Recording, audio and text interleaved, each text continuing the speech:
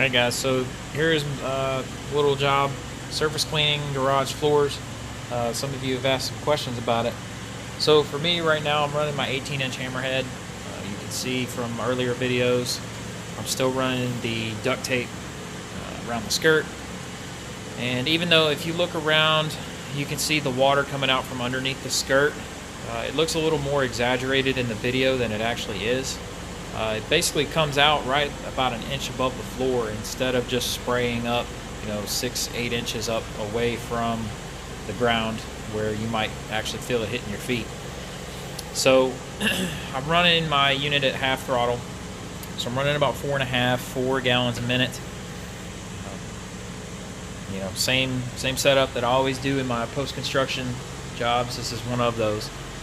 But if you look, running over this right here that I'm about to hit, running over this drywall compound that is just stuck on this garage floor, that stuff just comes right up. All you got to do is just kind of wet the floor down, give it about 2 or 3 minutes, and then start surface cleaning. So just doing that, you're going to save yourself quite a bit of time. You don't want to run 8 gallons a minute in a garage. That's just too much freaking water. 4 gallons a minute is enough to get the job done. Remember, you're just trying to get drywall compound, the loose red clay that you see coming off there from the time they pour the slab, and then from there on, anything that was basically accumulated. Now I've got basically the scope of work for these types of jobs.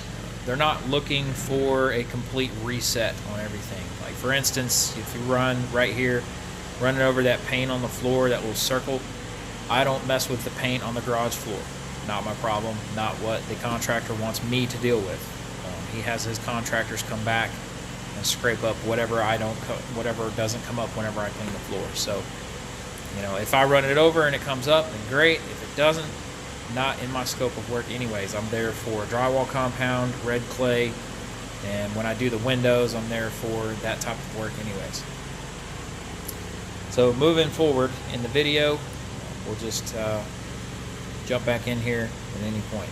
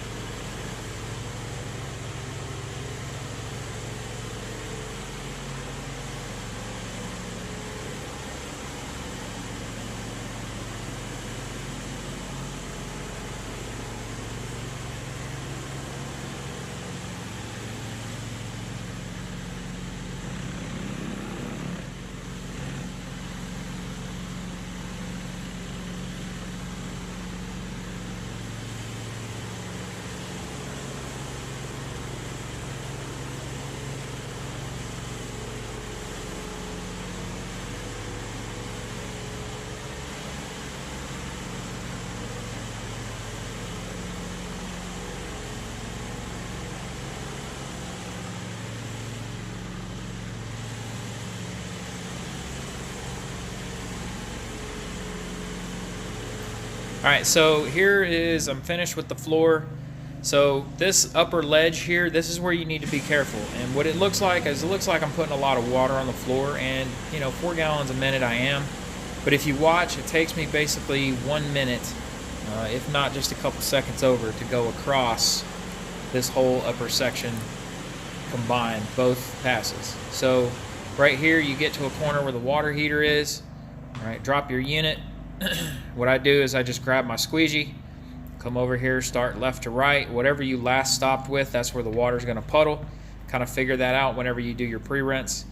But run along the bottom of this baseboard and pull all that water away from the baseboard. Now there is like Tyvek wrap that is pushed between the framing of the house and the drywall and everything. So these garages that I'm working in, the only way I'm able to actually do it this way is because these garages have that Tyvek wrap.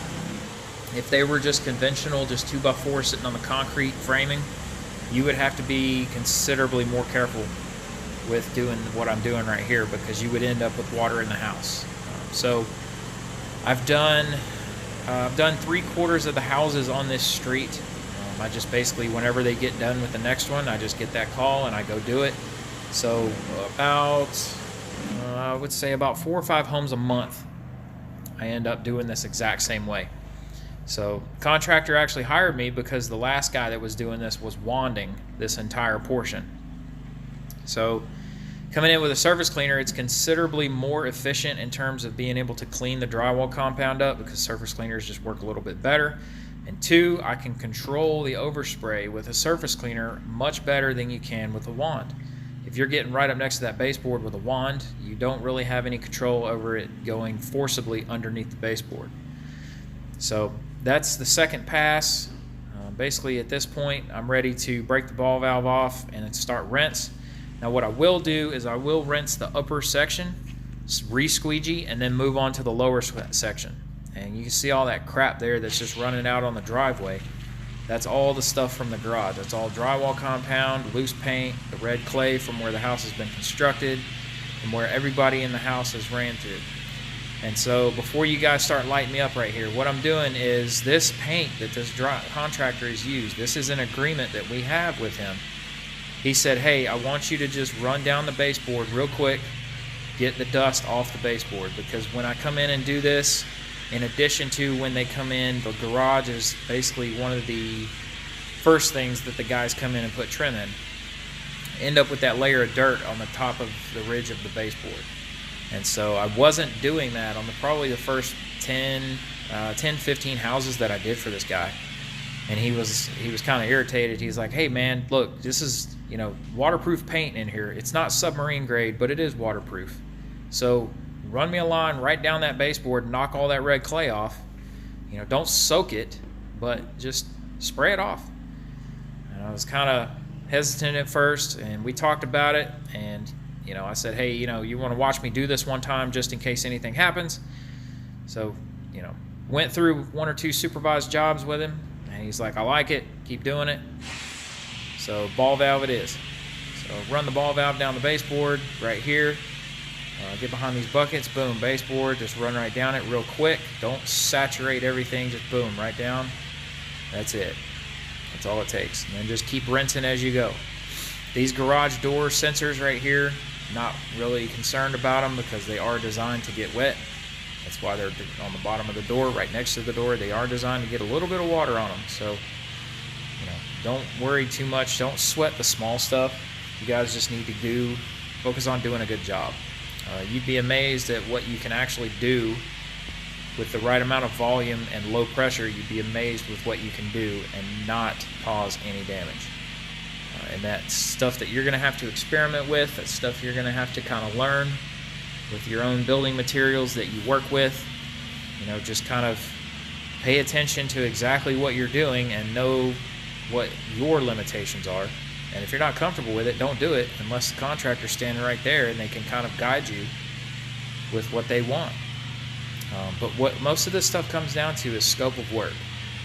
What is it that they want? What is it that they know they are paying you for? And make sure that is all clear.